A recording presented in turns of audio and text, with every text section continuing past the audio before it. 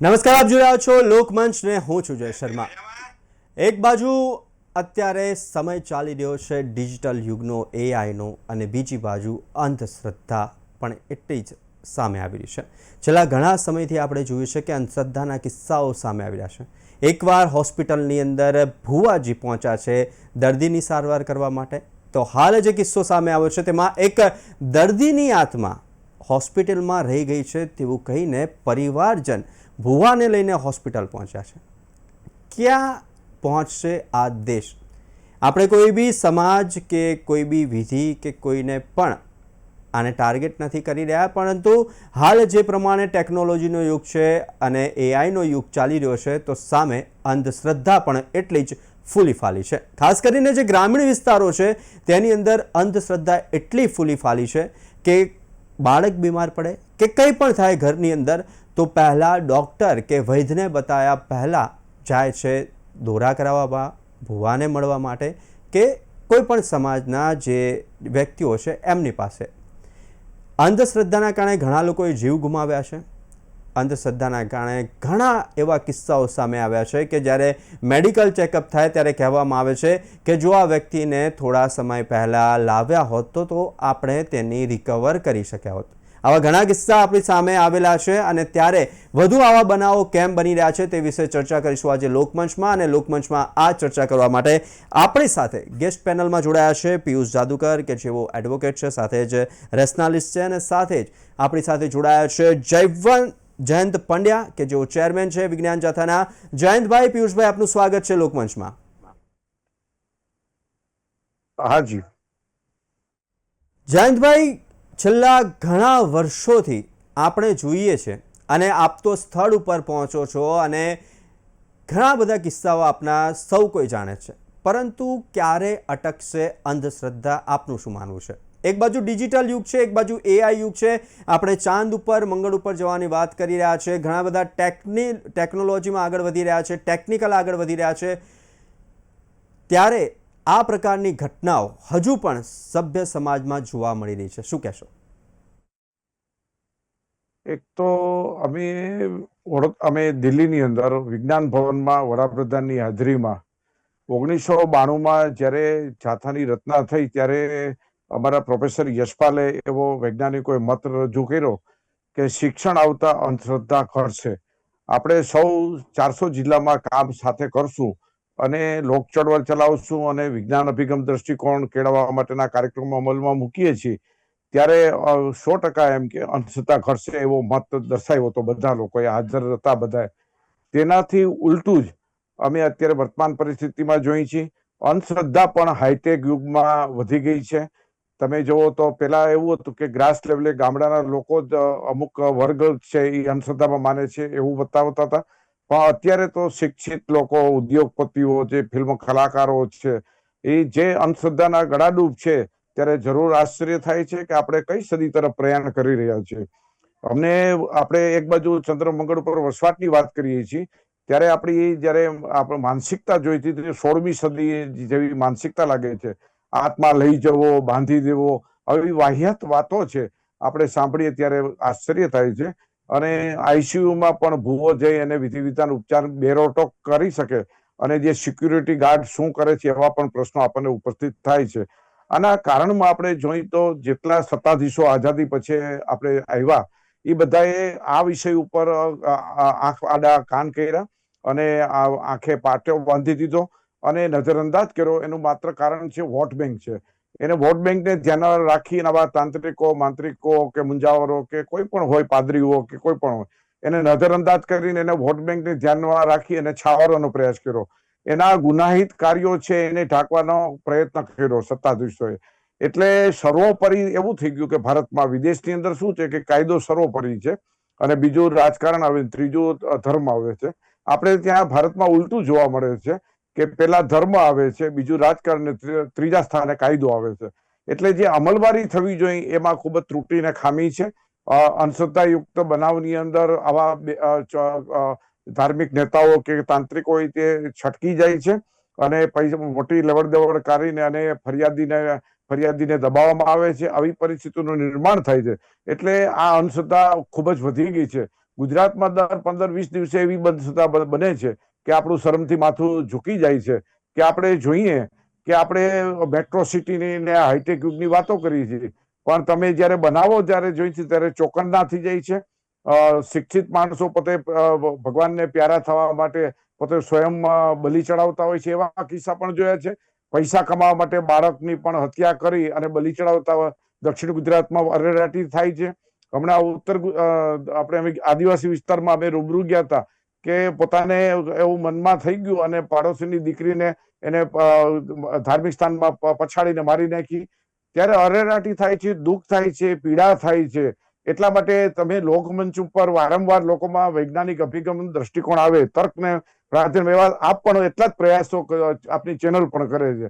એ અમને સારી વાત એટલા માટે લાગે છે કે આપ એક જાતનું રાષ્ટ્રનું કામ કરી રહ્યા છો.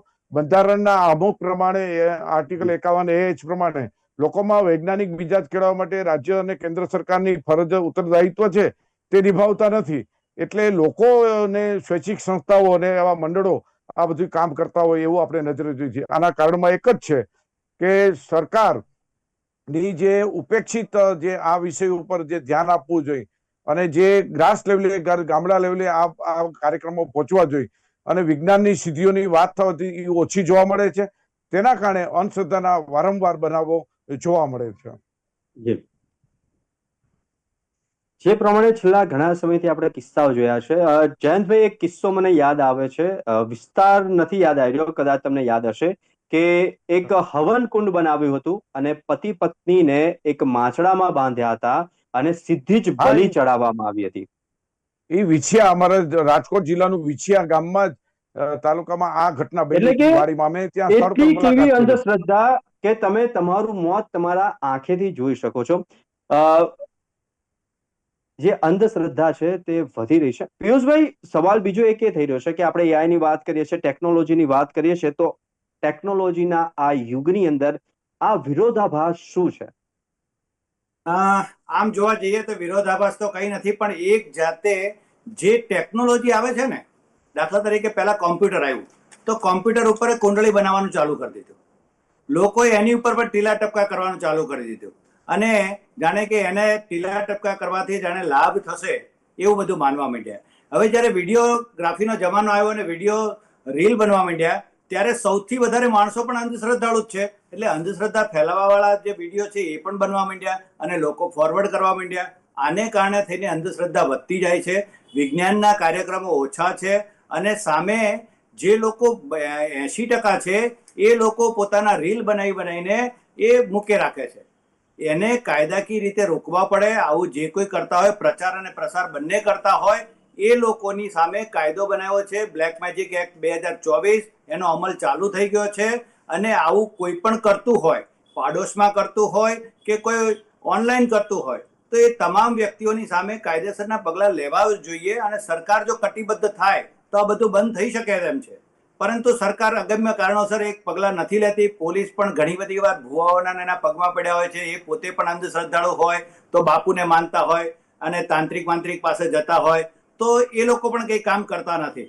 તો એ સંજોગોમાં લોકોમાં જાગૃતિ ન ફેલાય ત્યાં સુધી આ અંધશ્રદ્ધા રહેશે ને રહેશે.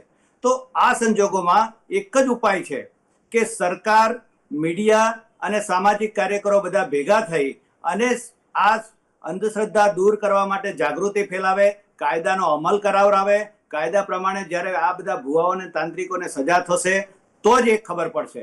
અમે આપની ચેનલ દ્વારા જાહેરમાં પડકાર આપીએ છીએ કે જે કોઈ લોકો, પેલો તો આત્મા લઈને જવાની વાત કરે છે, પણ કેટલાક લોકો તો એવું કહે છે કે આત્મા છે તો આવો અમારી પાસે અને સાબિત કરો કે તમારામાં આત્મા છે અને 12 આત્મા ફરી રહ્યા છે. એ પણ સાબિત કરશો તો તમને 1 કરોડનું ઇનામ આપવામાં આવશે. આજ સુધી કોઈ આવ્યા નથી. કોઈ પણ ચેનલ દ્વારા તમે અમને સાબિત કરી બતાવો. તમે શાસ્ત્રોમાં જે લખ્યું છે એ માનવાની જરૂર નથી, કેમ કે આપણા દેશમાં બુદ્ધ થઈ ગયા. એ બુદ્ધે પણ એવું કીધું છે કે હું કહું છું એ સાચું નહીં માનવાનું. ધર્મશાસ્ત્રો કહે છે માનવાની જરૂર નથી. તમારા વડવાઓ કહી ગયા માનવાની જરૂર નથી. ફક્ત તમારી પંચેન્દ્રિય જે માને, તમારી પંચેન્દ્રિયથી તમે ચકાસી લ્યો અને જો સાચું લાગે તો એ તમારે સ્વીકારવાનું છે. અને વિજ્ઞાન પણ એ જ કહે છે કે 1000 વાર પ્રયોગો કરીએ છીએ અને પછી જે સાચું સાબિત થાય છે એ અમે લોકોને બતાવીએ છીએ અને એ શિક્ષણમાં ભણાવવામાં આવે છે. લોકો 2 રૂપિયાની ચોપડી બનાવીને છાપી નાખે એનો અર્થ એવો નથી કે એ બધું સાચું છે. લોકો એવું કહેતા કે પૃથ્વી ફરતી નથી, પણ આજે ભણાવવામાં શું આવે છે? પૃથ્વી ફરે છે. સૂર્ય અને ચંદ્ર જે છે એની આજુબાજુ ચંદ્ર સાથે પૃથ્વી સૂર્યની આજુબાજુ આંટા મારે છે, એ બતાવવું પડે છે. પણ લોકો તો આજ સુધી, હજી ચંદ્રગ્રહણ હમણાં જ ગયું ત્યારે પણ લોકો એવું કહેતા હતા કે સૂર્યને ગળી જાય છે, ચંદ્રને ગળી જાય છે. ભાઈ એવું કંઈ નથી. આ બધી કાલ્પનિક વાર્તાઓ છે, અને કાલ્પનિક વાર્તાઓમાંથી તમે જ્યાં સુધી બહાર નહીં નીકળો ત્યાં સુધી આત્માની થિયરીમાંથી બહાર નહીં આવો. અને આત્માની વાત જે કરે છે એ લોકો સ્વર્ગ નર્કની વાત પણ કરે છે. હું તમારી ચેનલ દ્વારા કહેવા માંગુ છું કે આ સ્વર્ગ નર્કની વાતો કહેનારા પાસે કોઈ પુરાવા નથી. કોઈ મરીને ત્યાંથી પાછો નથી આવ્યો, અને ફક્ત વાતો જ કરવી છે. અને ખાસ કરીને કેટલાક ધાર્મિક પુરુષો પણ આવી બધી વાતો જાહેર મંચ ઉપરથી કરી રહ્યા છે, ને એને કારણેથી આખો જે માસ છે, આપણું ગુજરાત છે, એ ધૂણતું થઈ ગયું છે. અને એને અટકાવવું હોય તો આપણા ઋષિમુનિઓ, આપણા જે સંતો છે, એમને હું 2 હાથ જોડીને વિનંતી કરું છું કે તમે હવે બોલો, કેમ કે આ બધા શ્રોતાઓ જે છે એમને તમારી વાણીની જરૂર છે, અને અંધશ્રદ્ધામાંથી બહાર કાઢવાની જરૂર છે. એટલે અમારા ઘણા બધા સંતો એવા છે કે જે સત્ય બોલે છે. સચ્ચિદાનંદ છે, અમારે અહીંયા ઘણા બધા એવા સંતો છે કે જે ટીવી ઉપર આવીને પણ એમ કે છે કે આ અંધશ્રદ્ધા છે. આત્મા જેવું કંઈ હોતું નથી. આત્માને જો બાળી ના શકાતો હોય, એને જો બાંધી ના શકાતો હોય, એને જો સ્પર્શી ના શકાતો હોય, તો આ કહેવાતો જે ઓલો તાંત્રિક માંત્રિક છે, ભૂવો છે, એ કઈ રીતે કાપડના ઓલામાં બાંધીને લઈ ગયો? એ પહેલા તો એને પકડવો જોઈએ પોલીસે. ઇવન મહારાષ્ટ્ર, રાજસ્થાનમાં પણ કાયદો છે. મધ્યપ્રદેશમાં તમારે અહીંથી અમદાવાદમાંથી જતો હોય કે દાહોદમાંથી જતો હોય તો એ આવું જો કરે છે, પ્રચાર અને પ્રસાર કરે છે, તો એની સામે કાયદાથી પગલાં કેમ નથી લેવાતા? કેમ જયંતિભાઈ ફરિયાદ કરવા માટે જવું પડે છે બધે? જયંતભાઈ ક્યાં ક્યાં પહોંચશે? તો મહત્વની વસ્તુ એ છે કે લોકો સ્વેચ્છાએ હવે બહાર આવવું પડશે. અને જ્યાં પણ આવું કરતા હોય આને કારણે થઈને લોકોની માનસિક પરિસ્થિતિ બગડે છે, માનસ પ્રદૂષણ વધે છે, અને લોકોના પૈસા પણ બગડે છે. અને માટે આ બધાને કાબુમાં કરવા, એને કાયદાથી નશ્યત કરવા ખૂબ જરૂરી છે. અને તમારા જેવી ચેનલને હું અભિનંદન આપું છું કે આ મુદ્દાને તમે સારી રીતે, અસરકારક રીતે લોકોની સમક્ષ લઈ જાઓ છો ને લોકોની અંધશ્રદ્ધા દૂર કરો છો. જી, ખૂબ ખૂબ આભાર પિયુષભાઈ. જયંતભાઈ, આપણે હાલનો જે કિસ્સો આવ્યો કે આત્માને સફેદ ચાદરની અંદર કે સફેદ કપડાની અંદર લપેટી લીધી, તો આત્માનું ભટકવું, ભૂત પ્રેત જેવી માન્યતાઓ વૈજ્ઞાનિક રીતના ક્યાં થયું છે પ્રૂવ? એક તો ખાસ કરીને હું ફિલ્ડ ઉપર મેં કામ કર્યું છે, એટલે હું ઓછામાં ઓછા મારી પાસે ઠોસ બધાના આધાર પુરાવા છે. 20 રાજ્યો મેં પરિભ્રમણ કર્યું છે 92 થી. પછી મને કીધું આ ભૂત પ્રેતનો ને બધી ખોટી વાતો થાય છે, સુરાપુરા ને ભટકે ને આત્મા ભટકે ને એની વાત થાય. એના માટે હું 5 દેશની મુલાકાત કરી મેં 1999માં. આ બધી પરિસ્થિતિની અંદર મેં જોયું કે અમારા વૈજ્ઞાનિકોની સાથે સમમેળ હોવાના કારણે વારંવાર ડોક્ટરો સાથે પોસ્ટમોર્ટમ રૂમમાં પણ અમે અભ્યાસ કર્યો છે, સર્વેક્ષણ કર્યું છે. એના આધારે આત્મા જેવી વસ્તુ છે વિજ્ઞાનમાં ક્યાંય પણ કલ્પી ન શકાય એવી હંબક વાત છે, બેબુનિયાદ વાત છે, અતાર્કિક વાત છે, અવૈજ્ઞાનિક છે. એને વાતમાં કોઈ વજૂદ નથી. પુનર્જન્મ અને બીજા આત્મા, એક શરીરમાં તમારો આત્મા માની લ્યો કે હોય તો બીજો આત્મા આવે, આ થિયરી પણ ખોટી પડે છે. આ બધી વસ્તુ અમે લોકોને મંચ ઉપર પણ બોલાવીએ છીએ અને વાત કરીએ છીએ કે પોતાના ત્યાં કોઈ શરીરમાં પિતૃ આવ્યા અને પોતાના મૃત આત્મા આવ્યો તો પોતાનો આત્મા ક્યાં જાય એવો પણ પ્રશ્ન થાય કે એવો બધો દાદાગીરી કરે છે કે તમારા આત્માને દાબીને પોતે પાછો બોલવા માંડે. આવી સંશોધનોના આધારે અમે જે વ્યક્તિઓને એવું બોલતા હતા કે એકાએક ઇંગ્લિશ બોલે છે, ઉર્દુ બોલે છે, એના પણ અભ્યાસ કર્યો. આ પણ વાત સદંતર ખોટી સાબિત કરી છે, વિજ્ઞાને સાબિત કરી છે, અમે પણ સાબિત કરી છે. અને લોકો અમારી સામે કોઈ અવાજ ઉઠાવી શક્યા નથી. માત્ર કોઈ તથ્યહીન ખોટા આક્ષેપો સિવાય બીજું કઈ હોતું નથી. આ બધી પરિસ્થિતિની અંદર આપણે જોઈ છીએ કે લોકોએ ખાસ કરીને હવે વિજ્ઞાન અભિગમ તરફ કેળવવાની ખાસ જરૂર છે.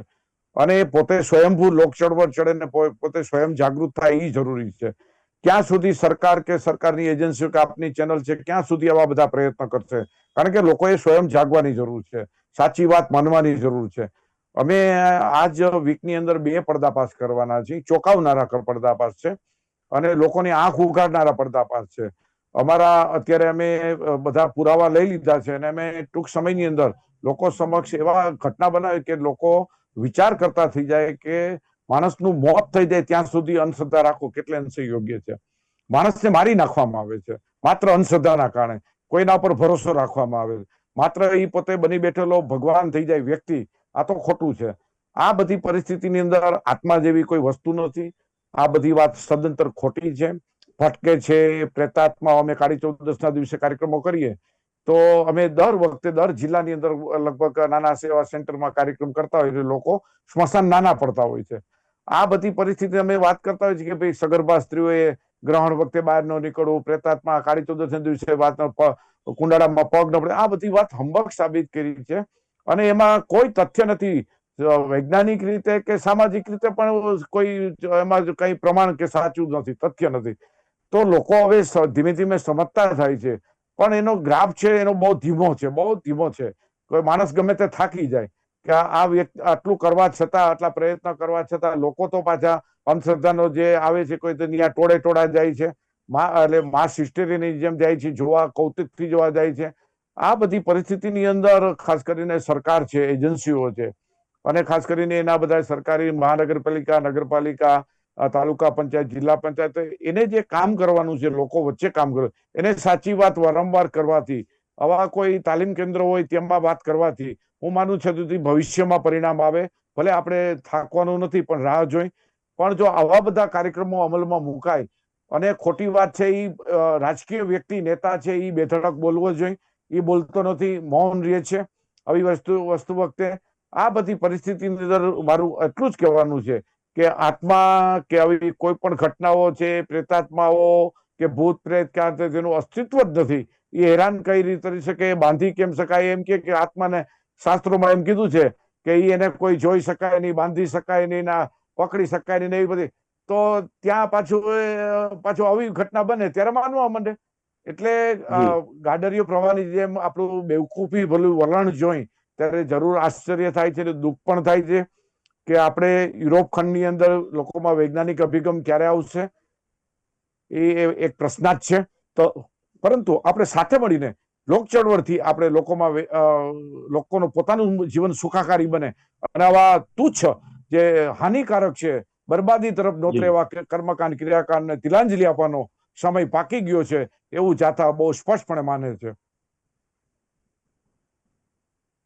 પિયુષભાઈ, એક સવાલ એ થઈ રહ્યો છે કે આપણે કોઈ સમાજ કે ધર્મ એની ઠેસ પહોંચાડવાની વાત નથી, પરંતુ આપણે ઘણા બધા વિડીયો જોયો છે કે ધૂણતા હોય, પછી આખા જે ભુવાજી આવે એમને માટે ઘરની અંદર જાણે કે પ્રસંગ હોય તેવી તૈયારીઓ હોય, ગુલાબની પાંખડીઓથી તેમને વધાવી દીધા હોય.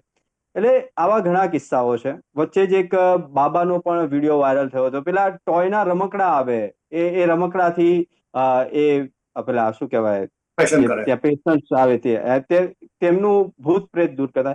આવા ઘણા વિડીયો અલગ અલગ જગ્યાએથી સામે આવતા હોય છે.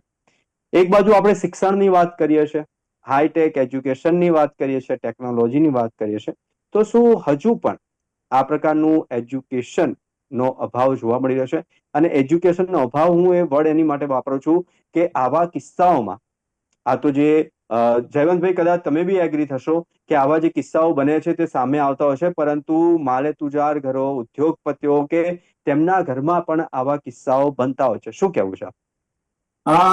આમ જોવા જઈએ ને તો અમારી સંસ્થામાં ઘણા બધા મેન્ટલ હોસ્પિટલના ડોક્ટરો પણ છે, અને જ્યારે આવા કોઈ કિસ્સાઓ બને છે કે કોઈ વ્યક્તિ ધૂણતી હોય ને બીજી ભાષા બોલે, અથવા તો કોઈના શરીરમાં આત્મા આવે છે ને ધૂણવા માંડે, ત્યારે અમે ચકાસણી કરીએ છીએ. ને ખાસ કરીને મેન્ટલ હોસ્પિટલના ડોક્ટરો તો સ્પષ્ટપણે કહે છે કે આ દેશમાં જેટલા લોકો ધૂણે છે એ બધા જ માનસિક રોગીઓ છે.